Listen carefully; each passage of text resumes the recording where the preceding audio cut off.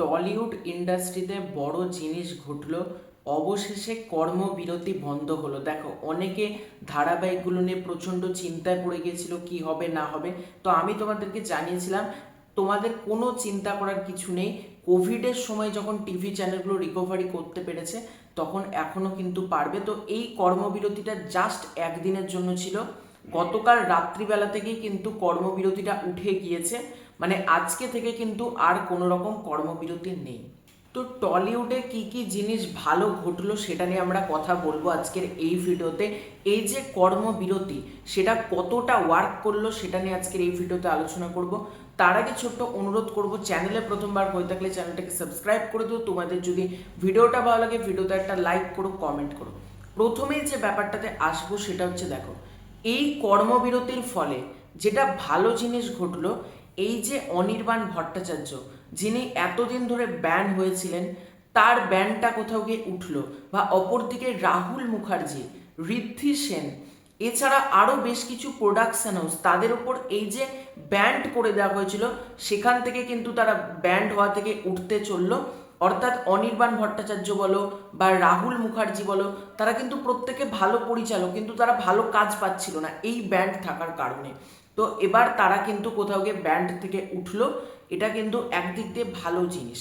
এবার গতকাল বুম্বাদা, রঞ্জিত মল্লিক, দেবদা, হরনাথ চক্রবর্তী, ঋতুপর্ণা সেনগুপ্ত, কোয়েল মল্লিক সহ অনেককে দেখলাম তারা মিটিং করলো। মিটিং টাইপের না, মানে একটা প্রেস কনফারেন্স তারা সেখানে করে, এবং স্বরূপ বিশ্বাস, পিয়া সেনগুপ্ত প্রত্যেকে সেখানে উপস্থিত ছিল। তারা কিন্তু ক্লিয়ারলি জানিয়ে দিচ্ছে, বিশেষ করে বুম্বাদা স্টেটমেন্টটা আমার এতটা ভালো লাগলো। বুম্বাদা কিন্তু জানালো এই যে আর্টিস্ট ফোরাম, তারা আর্টিস্টদেরকে একটা গাইড করবে, তারা আর্টিস্টদের নিরাপত্তার ব্যাপারটা দেখবে, এবং শুধুমাত্র আর্টিস্ট না, টেকনিশিয়ান থেকে শুরু করে সিনেমা ইন্ডাস্ট্রি, সিরিয়াল ইন্ডাস্ট্রি বা ওটিটি ইন্ডাস্ট্রি, তিনটে আলাদা না, সব মাধ্যমেই কিন্তু মানে শিল্পীরা নিরাপত্তা পাবে। এবং বুম্বাদা এতটা ভালো লাগলো কথাটা শুনে, বলছে যে এই ক্রেডিটটা আমাদের কারণ না, মানে এইটা যে হলো এটার ক্রেডিট আমাদের না, ক্রেডিট ওই একজনার, সেটা হচ্ছে রাহুল অরুণোদয় বন্দ্যোপাধ্যায়। এই ছেলেটা আমাদের মধ্যে থেকে চলে গেল এবং আমাদের চোখ কোথাও গিয়ে খুলে দিল।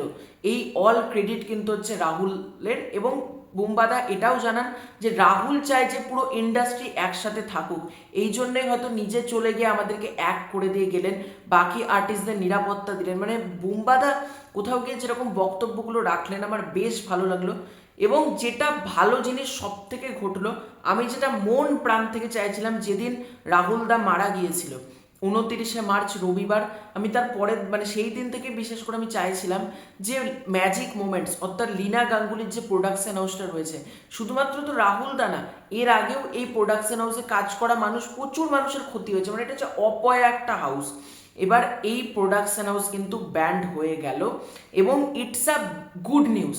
মানে লীনা গাঙ্গুলির প্রোডাকশন হাউস ব্যান হলো, এর থেকে সুসংবাদ আর কিছু হতে পারে না। আজকে বাকি শিল্পীরা কোথাও গিয়ে নিরাপত্তা পাবে।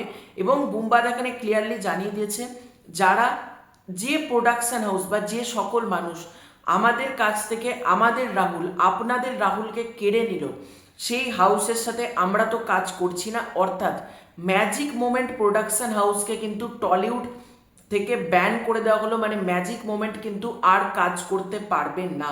এবং এটাও জানানো হয়েছে ম্যাজিক মোমেন্ট বলে না, লীনা গাঙ্গুলি যদি আজকে ম্যাজিক মোমেন্টের পরিবর্তে অন্য কোনো একটা প্রোডাকশন হাউসও খুলে, কিন্তু সেখানে লীনা গাঙ্গুলির নাম, এটা হরনাথ চক্রবর্তী বলেন, তাও কিন্তু কোনো আর্টিস্ট, কোনো টেকনিশিয়ান কাজ করবে না। অর্থাৎ নন কোঅপারেশনে যেতে চলেছে কিন্তু পুরো টিম। মানে একদিকে পুরো টলিউড, একদিকে কিন্তু হচ্ছে লীনা গাঙ্গুলির ম্যাজিক মোমেন্টস।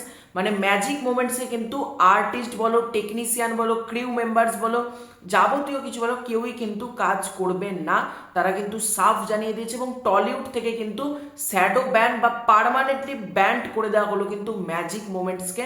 এবং বুম্বাদা জানিয়ে দিয়েছে ম্যাজিক মোমেন্টসের সাথে যুক্ত পরিচালক, টেকনিশিয়ান, আরও যারা যারা মানে পুরো ইউনিট, এই ইউনিটকে কিন্তু একটা সাইডে রেখে দেওয়া হলো। অর্থাৎ এই ইউনিটের সাথেও কিন্তু কেউ কাজ করবে না।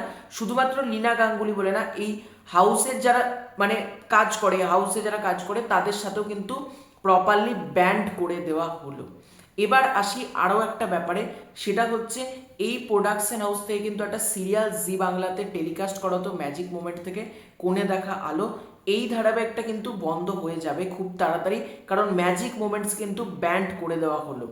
অর্থাৎ এই ধারাবাহিকের ভবিষ্যৎ কিন্তু অনিশ্চিত, কোণে দেখা আলো। এটা তোমাদেরকে জানিয়ে রাখলাম, যারা এই ধারাবাহিকটা দেখো তোমাদের কিন্তু, তোমরা তো আর কিছুদিন বাদ আর দেখতে পাবে না।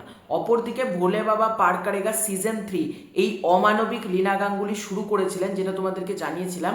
তো এই ভোলে বাবা পার করেগা সিজন 3ও কিন্তু বন্ধ, মানে পার্মানেন্টলি ভোলে বাবা পার করেগা সিজন 3 বন্ধ হয়ে গেল। অপরদিকে কোণে দেখা আলো বন্ধ হচ্ছে, এবং আমি প্রচণ্ড খুশি হয়েছি। মানে কতটা অমানবিক হলে একটা মানুষ মারা যাওয়ার 4-5 দিনের মধ্যে সিজন 3 তারা শুরু করে দিতে পারে। তো ফাইনালি তারা ব্যান্ড হয়ে গেল। আজকে থেকে টলিউডে সবাই কাজ করবে, শুধুমাত্র ম্যাজিক মোমেন্টস ছাড়া। ম্যাজিক মোমেন্টস ছাড়া কিন্তু প্রত্যেকে কাজ করবে। তো এটাই ছিল আজকের ভিডিও। তোমাদের পুরো ব্যাপারটাকে কেন্দ্র করে কি মতামত কমেন্ট করে জানিও। খুব শীঘ্র দেখা হচ্ছে নতুন কোনো ভিডিওতে, ততক্ষণের জন্য বাই বাই।